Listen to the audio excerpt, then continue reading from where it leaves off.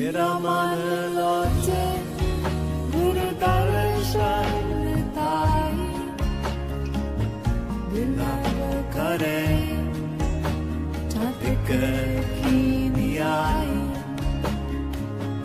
विकाना उतरा शांत न आगा बिन दर्शन संग प्यारे जियो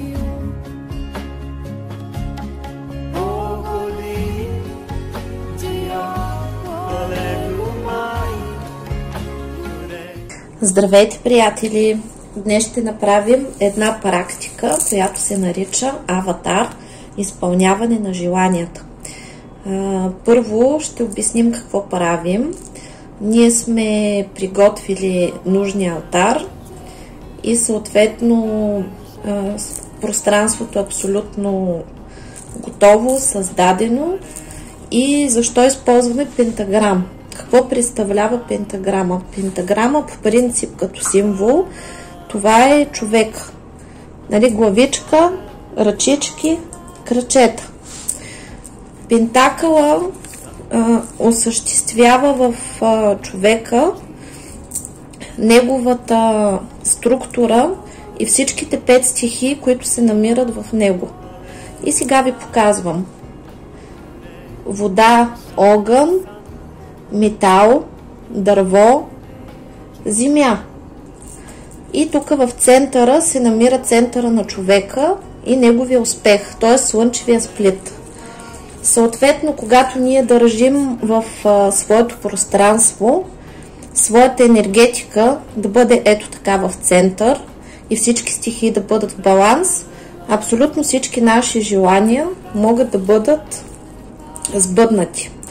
И съответно в момента аз хармонизирам във вашето пространство всички стихии: вода инь ян, огън инь ян, метал инь ян, дърво инь ян и земя инь ян. И влизат в пълна хармония, стабилизира се нашето пространство и в това стабилно пространство ние се подготвяме да комуникираме с Вселената. Съответно тази практика вие можете да си я правите, начертавайки си тази звезда пентаграм и желайки своите желания. За да ни се сбъдват желанията в Вселената, ние трябва ясно и конкретно да й казваме какво желаем с подробности, за да може тя адекватно да сбъдва всичко, тъй като тя абсолютно всичко ни сбъдва. Но когато ние не сме конкретни, когато не оказваме нещата правилно, тя ги сбъдва така, както ние сме ги казали. Например, иска мъж и тя започва да ви изпраща мъже. Съответно, при такова желание искам да имам мъж, искам да имам връзка, вие започвате да се оплаквате, че около вас има страшно много мъже или жени, нали, ако сте мъж, вие сте си пожелали жена, или без значение каква е вашата ориентация, т.е. партньор, и започвате да се оплаквате, че около вас има неадекватни партньори, които за нищо не стават, но важното е, че има калабълък, има количество, има пространство и пространството е пълно, дори да не са качествени. И съответно, когато вие имате претенции към Вселената, тя казва: ти каза, че искаш мъж, аз ти дадох мъж. Същото е и за работата. Искам работа и съответно се оказва, че вие сте непрекъснато заети, непрекъснато уморени, тичате напред-назад или работите някаква работа, каква да е, и в същото време нямате удовлетвореност, нямате финанси, не сте доволни. Съответно работата може да се намира далече, да нямате транспорт, да е тежка, да е гадна, ниско платена, с гадни колеги и прочее. И поради тази причина Вселената изисква от нас конкретика. И това е, например, давам ви пример. Вие сте човек, който иска обувки, аз съм Вселената. И вие ми казвате: искам обувки. А аз ви питам: а какви обувки? Спортни, елегантни, стокче, бистокче, кожени, лачни, вилурини, платнени. Какви? Какъв цвят? А какъв размер? Иначе, когато кажете искам обувки, то аз мога да ви дам всякакви обувки, вие да не сте удовлетворени. Също така, че трябва да са удобни, ортопедични, с каква извивка, нали? Всичко трябва да е подробно. И когато вие отидете, примерно, в магазина, вие винаги имате конкретика и знаете какво търсите. Например, търсиш хляб, обаче когато отидеш там, където е щанда с хляба, то вие избирате конкретен хляб. И вие не взимате просто ето така каквото ви падне. Вие си имате предпочитания за някаква марка, имате предпочитания за вида на хляба и купувате това, което най-много ви устройва. Поради тази причина ние сега ще се учим как да си сбъдваме желания. И техниката аватар е когато изграждаме конкретен образ на нашето желание, за да може в максимално най-кратки срокове то да ни се случи. И тъй като на канала се получава така, че има хора, които предимно страдат за любов и нали, техните въпроси спрямо мен са предимно за любов, и има и такива, които пък най-важна им е работата, и се получава така, че има упреци, че на канала повече се разискват нещата свързани с любов, отколкото тези, които са свързани с работа. Сега ще направим две желания и вие на принципа на тази техника аватар сами от тук нататък ще си сбъдвате желанията. За да започнем тази техника, на вас ви е нужен лист и химикал. Поставете на пауза, вземете лист и химикал и се пригответе да пишем. Като започваме с работата. И пишем отгоре на листа: искам да си намеря работа. Техниката работи, когато нали, искате да ви повишат, когато искате да направите промени, ако искате да ви е успешен бизнеса. Абсолютно работи тази техника във всички направления. И така стартираме. Първо, каква работа искаме да работим? Какво правим на нея? Нали, това е въпрос, който е изключително важен. Тоест, дали искам да работя зад компютър, дали искам да е в офис, дали искам да е в магазин, дали искам да съм самичка в кабинет, дали искам да имам колеги, дали искам да работя в екип, дали искам да бъда в движение, да бъда в кола, дали искам да бъда на свободна практика, т.е. нали, да не ходя в офиса, да работя от къщи. Нали, тук е много важно да се окаже каква точно работа конкретно искате.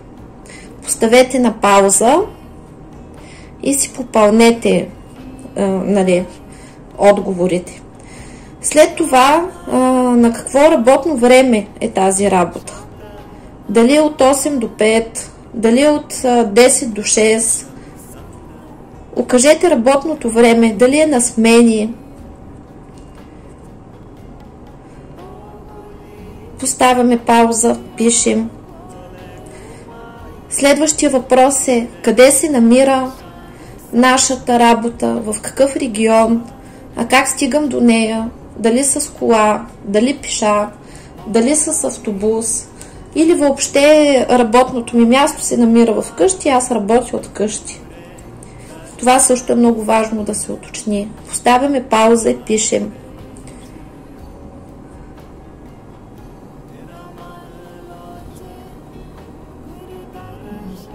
След това пишем какво е възнаграждението, което очакваме да получим от тази работа.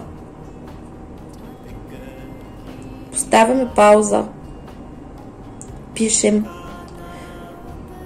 Следващия въпрос е как стои въпроса с осигуровките, на какви осигуровки ме осигуряват, какви отпуски имам. Абсолютно всичко това се уточнява. Поставяме пауза, пишем.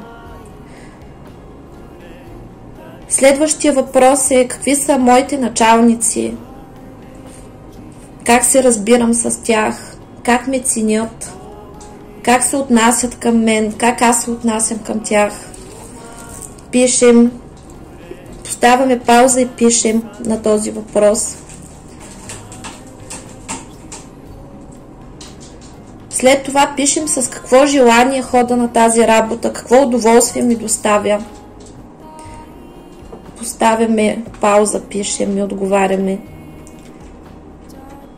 Следващия въпрос е какви колеги имаме, дали имам колеги, дали нямам колеги, как се отнасят тези колеги към мен, а как се отнасям аз към тези колеги. Какви са нашите отношения, каква е работната атмосфера в нашия колектив. Пишем всичко това, като поставим на пауза и пишем.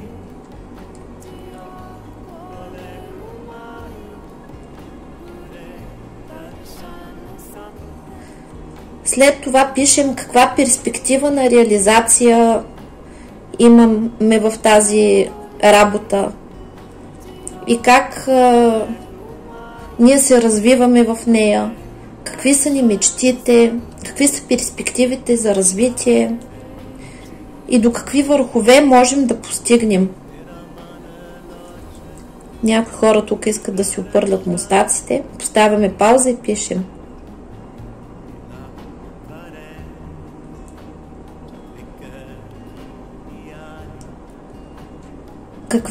Какъв е основният проблем?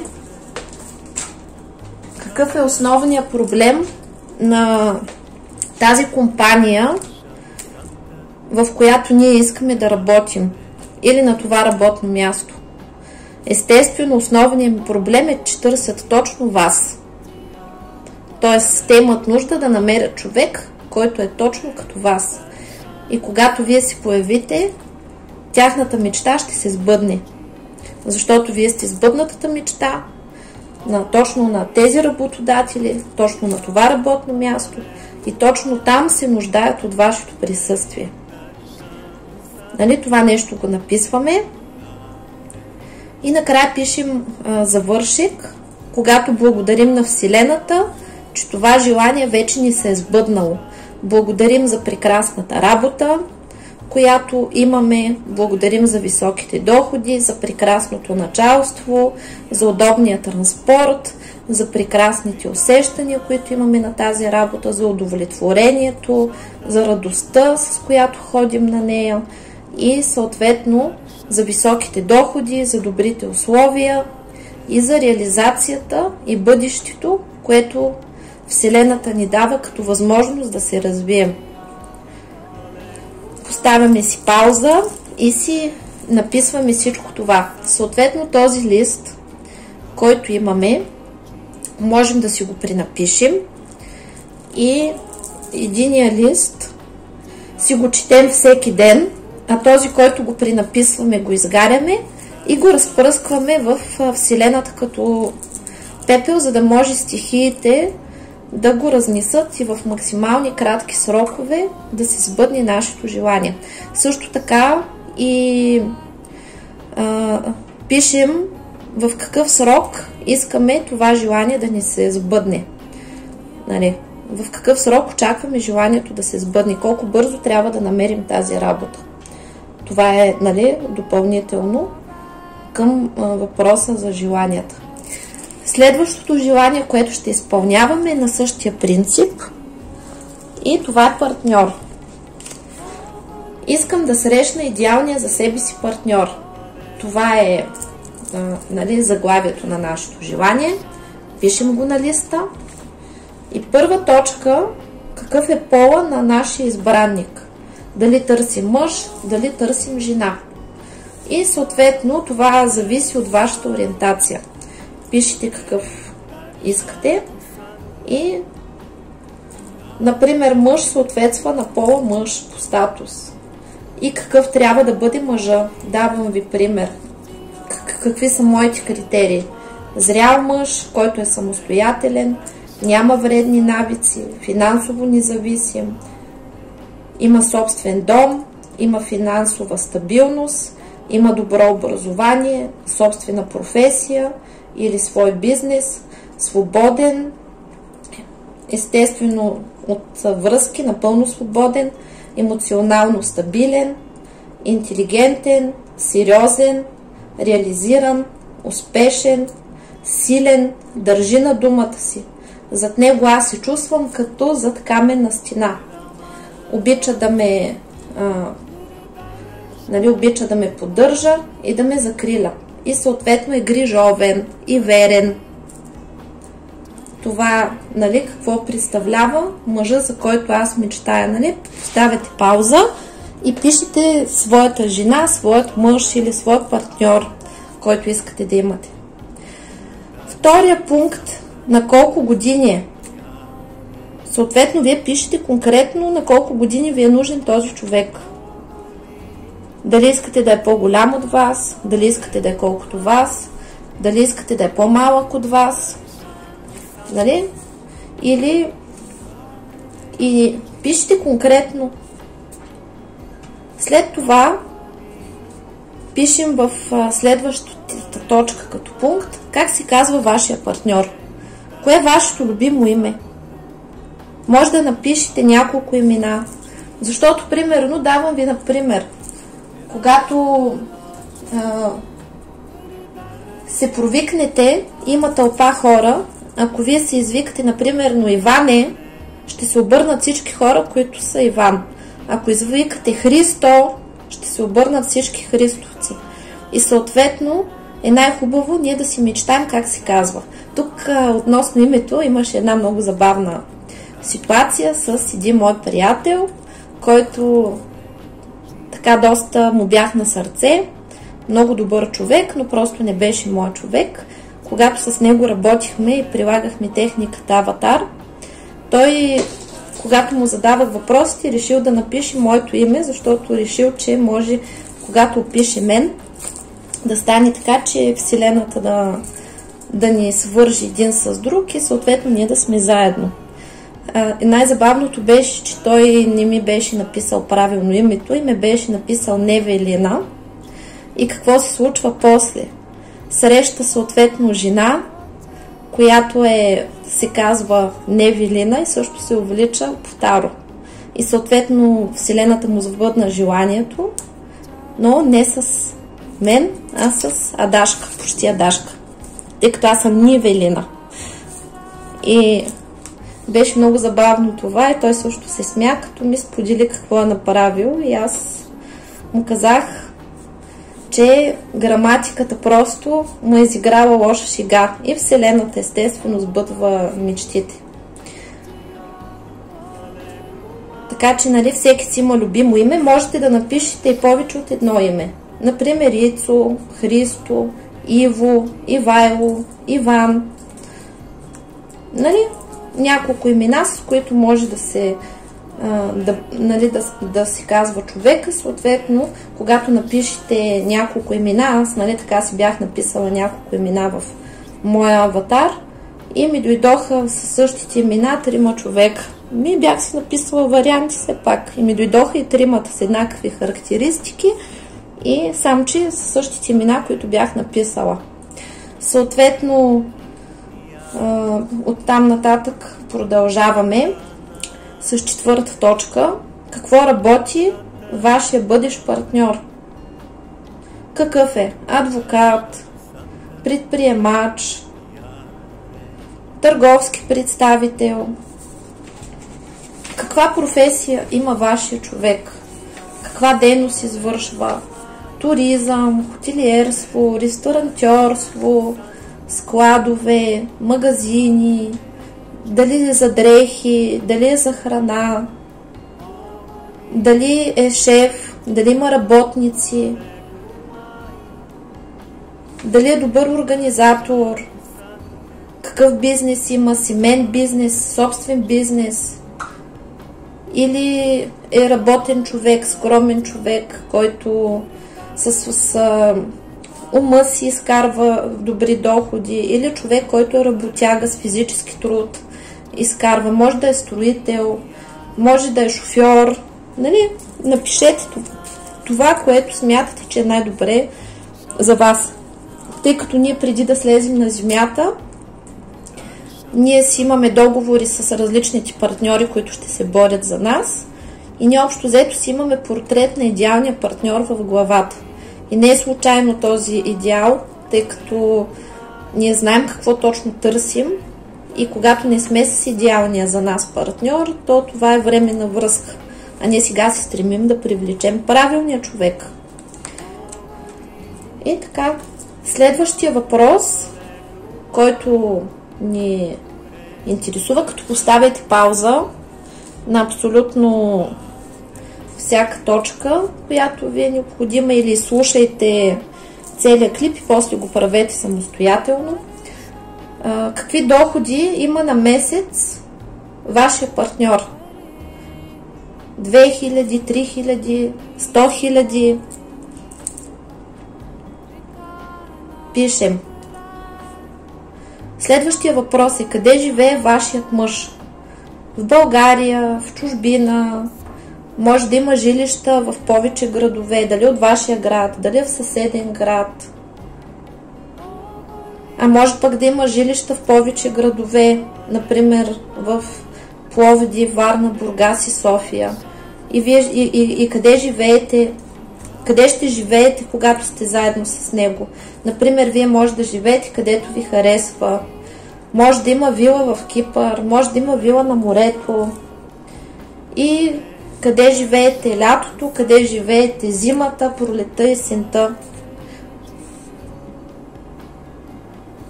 Нали, тези въпроси са много важни.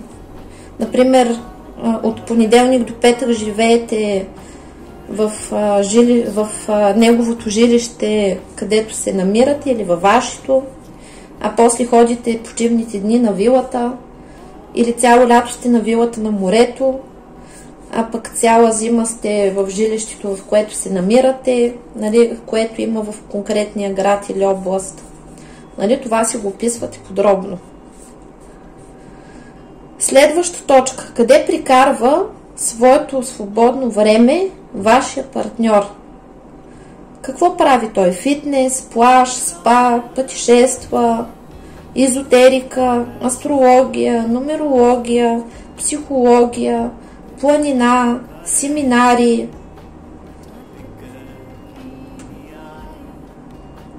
Например, аз тук си бях написала, гледа моя канал, записва се в моята школа и така се запознава с мен. И тримата, където ми бяха излезнали, чрез канала дойдоха.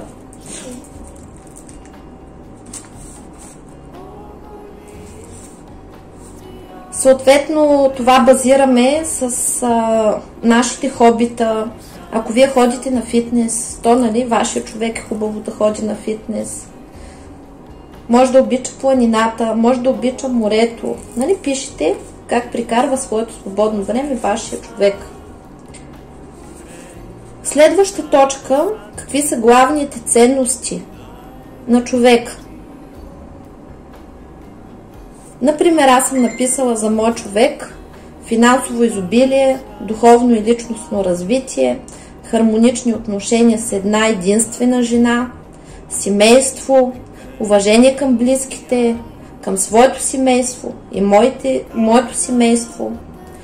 Уважава всичките мои близки, родителите ми, децата ми.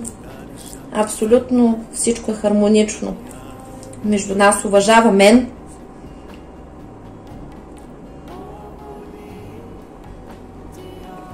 Следваща точка. Решението на какъв проблем е актуален сега на пръв план за този човек?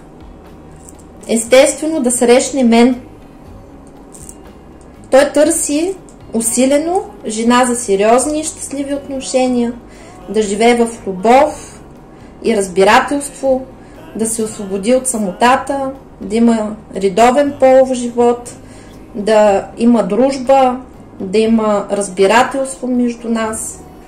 И си търси точно такава жена, която да е най-добрият му приятел, на която да е верен, която на него да му е вярна, и двамата да се подкрепят и да имат хармонични и щастливи взаимоотношения. Каква е следващата точка, която ни интересува? Какво е поспособствало моят мъж да търси точно мен? как е възникнал този проблем да се нуждае точно от мен. Имала е не особено щастливи отношения с жени, които са го използвали. Били са кухи и интересчийки и са му изневерявали. Има дете от бивша партньорка, но не иска още деца. С бившата е в делови, хладни отношения. Той е позитивен и духовен, интелигентен. Бъркали са неговата доброта с балъщината. Ползвали са се от неговата щедрост. И естествено, с всички тези проблеми, които е имал с предишната си връзка, аз ще блестя като звезда и ще може изключително много да ме оцени. Нали, пишете какво се е случило. Вие може да искате вдовец, може да искате да е напълно свободен, да иска деца, нали и прочее. След това, каква е следващата точка? Какво точно пречи на моя мъж в момента да реши своите проблеми? Т.е. да срещне мен. Нали? Вие сте какво пречи на моят партньор точно в момента да реши своите проблеми, т.е. да срещне мен. И аз съм написала, нали, тук карантирата, че няма особен социален живот в момента и това, че аз рядко ходя някъде, няма доверие на онлайн запознанствата, не се впуска в бързи и несериозни отношения, първо изучава добре хората, не се доверява на всеки, има изключително висок калетва, за да хареса жена и точно когато види мен, веднага ще разбере, че е намерил това, което търси. Нали, това съм написала, аз вие пишете това, което на вас ви идва. Аз ви давам примери. Следващата точка е как нашия партньор или как вашия партньор, как моят партньор се е мъчил да реши проблема, как се опитвал да реши проблема. Разчитал е на запознанства, на социални събития, по работа, на сайтове за запознанства и семинари също е разчитал. Във фитнеса се е разглеждал се по почивки и пътешествия, чел е книги, минал е тренинги за взаимоотношения. И доста дълго време е минал, докато намери идеала, т.е. мен. Нали? Вие го пишете как си го представяте, аз давам пример. Следващия пункт. На какъв етап решение проблема се намират моят партньор?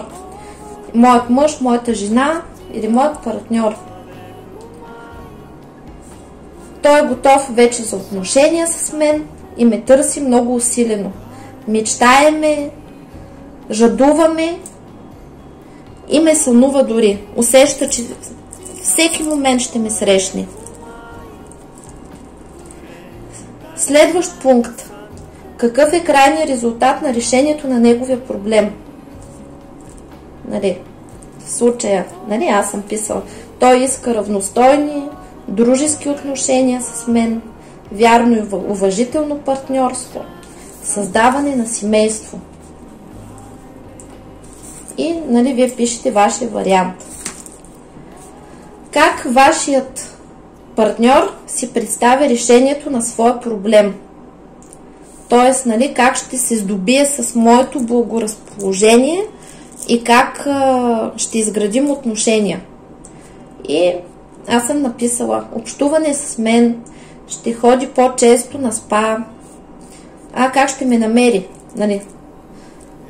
Ще ходи по-често на спа, ще търси корекция на съдба, ще гледа YouTube, ще гледа Facebook, ще гледа различни тренинги, ще чете коментари под различните канали, където пишат мнения и там може също да ме намери. Как той действа? Нали, тук в този въпрос е как човека ще действа, за да се съберем или за да се срещнем. Нали, Така той си представи решението на проблема. Следващия въпрос е: как ще се промени живота на моят мъж след като срещне мен? Или как след като срещне вас?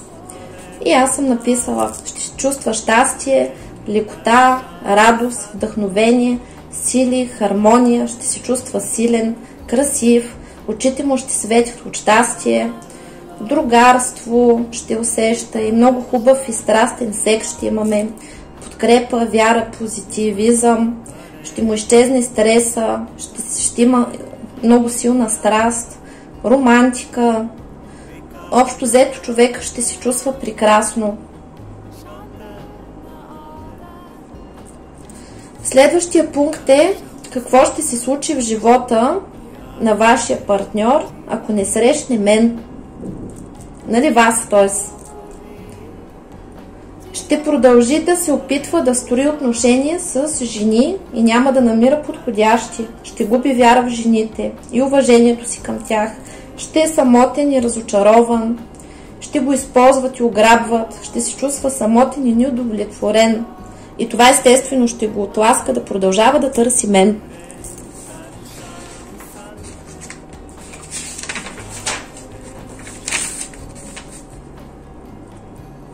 Какви надежди вашия партньор свързва с вас? Тоест, нали, какви надежди моят мъж свързва с мен? На какво се надява? Аз съм писала: хармонични отношения, споделена любов, дружба, разбирателство, вярност, хубаво прекарване на времето, хубав и страстен секс, романтика, пътешествия, радост и взаимни удоволствия. Нали, това съм написала аз, вие пишете своето. Следващ пункт: какви са главните желания на моят мъж в отношенията с мен? И двамата се развиваме, взаимно сме романтични, правим си вечери, романтика, прекарваме си времето заедно, другаруваме, пътешествия, релакс, удоволствия различни, спа, масажи, свободното ни време е за релакс и почивка и естествено редовен секс. Естествено страстен. И имаме идеална съвместимост. Следващия пункт: какви са главните страхове на моят мъж в отношенията с жените? Страхува се да не го сменя с някой по-успешен, че не е достатъчно добър любовник и затова много се старае жената да е удовлетворена и винаги да свършва. И естествено, че не е достатъчно щедър. Това са неговите страхове на моя човек, а вие пишете вашите. Следващ пункт: какво радва моят мъж в отношенията му с мен?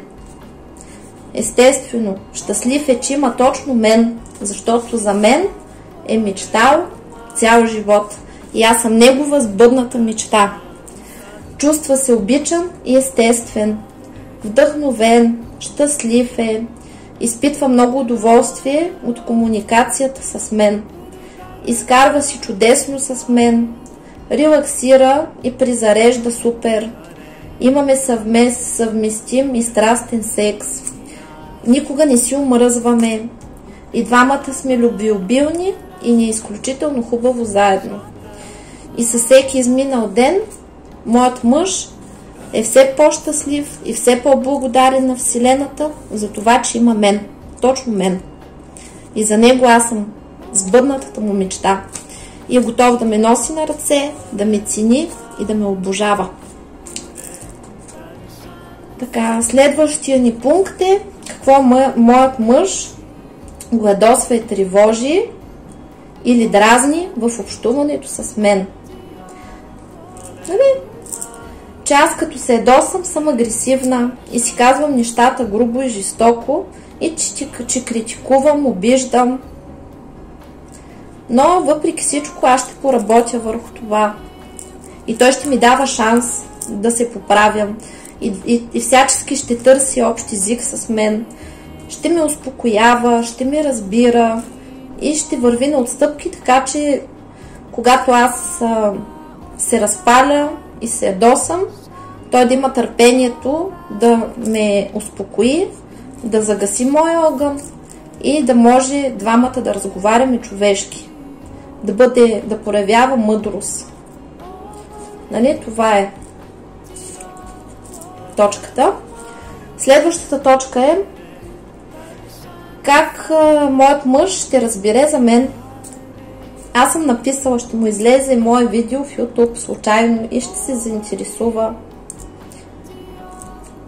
Или ще чуе от други хора за мен, може да ми дойде като клиент. Ще се заинтересува от моята школа, може да дойде като мой ученик. Нали, вие си пишете тук, може да се срещнем на семинар и там някой да ме посочи, да каже, виж, тази жена изглежда интересно, или виж каква чанта има, виж какви обувки има, виж каква готина мацка. Нали, примерно, давам много варианти. Така, следващата точка е между мен и кого избира моят мъж, преди окончателно да спре избора си върху мен. Тоест, нали, каква е моята конкуренция? От ревниви, мрънкащи, неуверени в себе си, материални, кухи, безнравствени, бездуховни, нискоинтелигентни жени, командорки, обезценяващи мъжете, обезценяващи всичките достижения, никога недоволни от нищо, сметкаджийки, алчни, глупави, прости, лесни, лесно достъпни, нискоморални,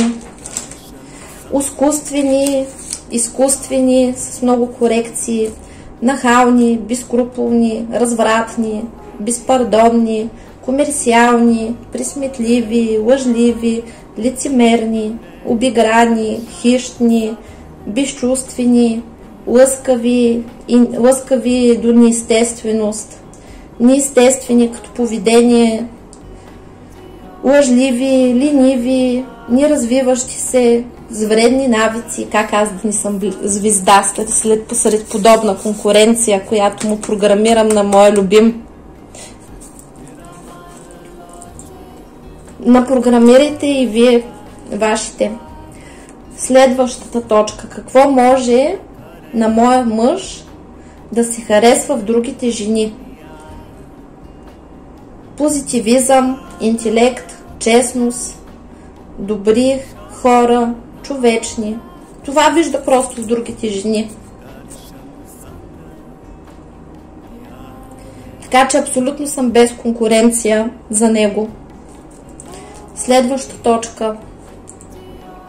Какво не му харесва на моят мъж или на моят партньор в другите жени или в другите мъже? Липса на самоуважение, липса на честност, меркантилност, измамност, лицемерие, нахалство, лесно достъпност, лошо възпитание и простотия, липса на възпитание въобще, липса на тактичност, нахалство. Нахалството го казах. Така. И после пак, как да не съм звезда за моя мъж. Следващ пункт. Какво моят мъж счита за най-важното в нашите отношения? Вие пишете своето, аз давам пример за моите. Доверие, дружба, подкрепа, разбиране, комуникация. Следващ пункт. Какво може да мотивира моя мъж на създаване на отношения с мен? Естествено, моята уникалност. Че къде ще намери такова съкровище другаде? Моля ви се. Следващ пункт. Какво трябва да се случи, за да се откаже моя мъж от мен? И пиша да се разочарова, че не съм това, което очаквал. Ако си загубил уникалността, т.е. нали, когато човек си губи уникалността, т.е. разтваря се в своя партньор. Т.е. ако аз се разтворя в него, няма да съм му интересна, затова винаги ще бъда така на линия стегната и винаги ще се старая да бъда себе си. И той ще ме харесва винаги такава каквато съм, без да ми се налага да играя роли. И следващ пункт. Как ще се чувстваме с него? Каква ще бъда аз за него? Естествено, аз съм писала доволна, позитивна, задоволена. Аз съм жена за крале, ценена, дружелюбна, изключително желана, глезина, носена на ръце и обожавана изключително много от моят партньор. И благодаря на Вселената за прекрасния партньор, за огромната изподелена любов, за семейното щастие, благополучие, хармония и споделена любов. Благодаря за щастието, което Вселената ми подари. Благодаря. И така, приятели, пишете смело. По същия начин четем си всеки ден какъв е нашия мъж. Можем да пишем корекции, може да коригираме, да добавяме, да усъвършенстваме. Естествено, нали, пожелаваме си в какъв срок да го срещнем. Например, месец, 3 месеца. Нали, най-хубаво е да даваме време на Вселената да го сбъдне, тъй като нали, всеки един човек е на различно ниво и неговото съзнание на вяра е на различен етап и съответно е хубаво да си даваме повече време, а тя Вселената обикновено сбъдва мечтите много бързо. Примерно в тази практика съм забелязала, че повечето хора, които са писали примерно 3 месеца, това им се сбъдва за 3 седмици. На някой наистина им се сбъдва за 3 месеца, просто всичко е до съзнание. Дайте възможност на своето съзнание да се трансформира, пишете това желание, приписвайте го, изгаряйте го, разпръсквайте го във Вселената и съответно няма начин да не се сбъдне. И ви чакам с изключително много и добри новини. Това беше от мен, много целувки, много предгръдки, много сбъднати мечти и вече усещам как върху мен валят похвали за сбъднати желания. Благодаря! Чао, чао!